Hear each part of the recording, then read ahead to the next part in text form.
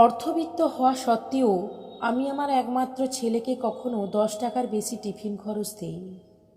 সে বরাবরই তার বন্ধুদের দেখিয়ে বলে, বাবা দেখো আজ সে কত ব্র্যান্ডেড ঘড়িটা পরে এসেছে, বাবা দেখো তার স্কুল ব্যাগটা ইম্পোর্টেড। সুন্দর না বাবা? আমি মাথা নাড়িয়ে শুধু সম্মতি জানাই। আমার ছেলের সাহস কিন্তু হয়নি কখনো সেম জিনিসটা চাওয়ার। একদিন তার পায়ে সামান্য ব্যথা, স্কুলে যাওয়ার সময় বলল, বাবা আমাকে তোমার সাথে অফিসের গাড়িতে নিয়ে স্কুলে নামিয়ে দেবে? আমি তার সমস্যার কথা বিবেচনা করে বললাম, ঠিক আছে। এরপর প্রায় 1 সপ্তাহ সে আমার সাথেই গেল। আমি চুপচাপ তাকে নামিয়ে দিতাম। আমার ছেলের এখন দেখছি হেঁটে যেতে ইচ্ছে করছে না। পরের দিন সকালে আমাকে বলার আগে আমি বলেই দিলাম, অফিসিয়াল জিনিস ব্যক্তিগত ব্যবহারের জন্য নিষিদ্ধ। বাড়ি থেকে স্কুল 10 মিনিটের পথ, নির্দিষ্ট সময়ে আরও কিছুক্ষণ আগে বের হবে, হেঁটে যেতে পারবে। ছেলে আমার প্রচণ্ড মন খারাপ করে বসে রইল। এদিকে আমার স্ত্রীরও মন খারাপ করেছে। কেন করি এমন, এর উত্তর জানা নেই। আজ সন্ধ্যায় ছেলে আমার বাড়িতে এসেই বলেছে, জানো আমার বন্ধু শহরের সবচেয়ে সেরা স্কুলে ভর্তি হয়েছে। আমিও। বলার আগেই আমি তাকে থামিয়ে জানতে চাইলাম, বাবা প্রতিষ্ঠান সেরা হয় নাকি ছাত্র? ধরো আমি তোমায় যে স্কুলে দিলাম, কিন্তু তুমি ফেল করলে কোন সাবজেক্টে, তাহলে আমি কি বলবো, তুমি ফেল নাকি স্কুল? ছেলে বলল, বুঝেছি বাবা। আমি তার মাথায় হাত দিয়ে বললাম, এই পর্যন্ত তোমার ক্লাসের কোনো ছেলেই তোমাকে টপকে যেতে পারেনি, তুমিই ফার্স্ট বয়। সুতরাং তুমি যেখানে সেরাটা দেবে সেই স্থানই সেরা তোমার মতো। এরপর সে আর এরকম কোনো কথা বলেনি।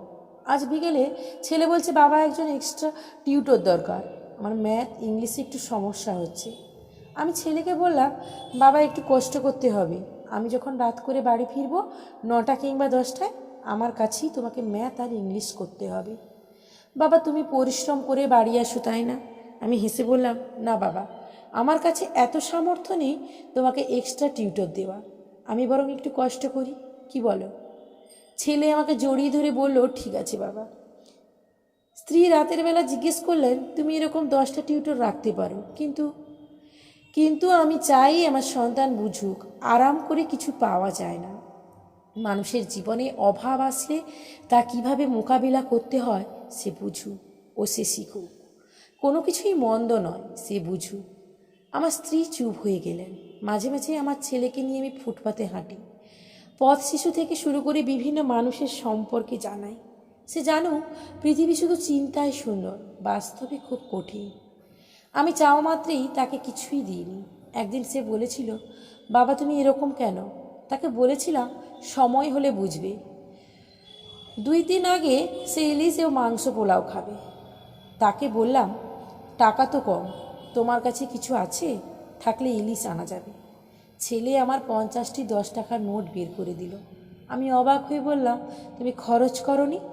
সে মুচকি হাসি দিয়ে বলল, না বাবা, জমিয়েছি। আমার পরিচিত এক বন্ধু স্কুলে না খেয়েই আসে, কোনো টাকাও নেই তার কাছে। আসলে সে খুব অসহায় বাবা।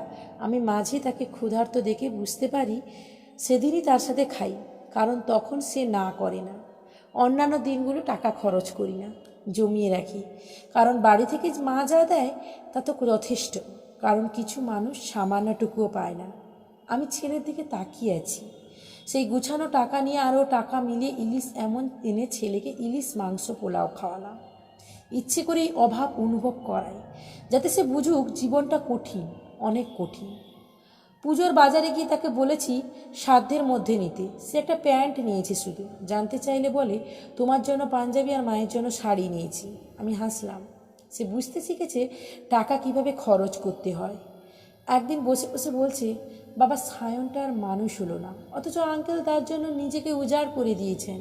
যা চেয়েছে সে তার সবটাই তাকে দিয়েছেন। আমি ছেলেকে বললাম, আমি কি তোমাকে কিছু দিতে পারিনি?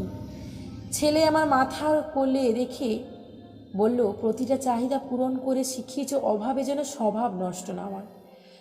তুমি জীবনে যে শিক্ষা দিয়েছ বাবা, তার সব কিছুর ঊর্ধ্বে তুমি শিখিয়েছ অভাবকে কিভাবে ভালোবাসতে হয়।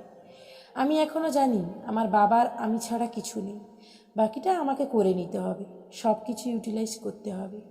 আমি সাধারণ জামা কাপড়েও হীনমন্যতায় ভুগি না বাবা, কারণ আমি জানি আমি কে। তোমার দেওয়া শিক্ষা আমি সারা জীবন ধরে রাখবো বাবা।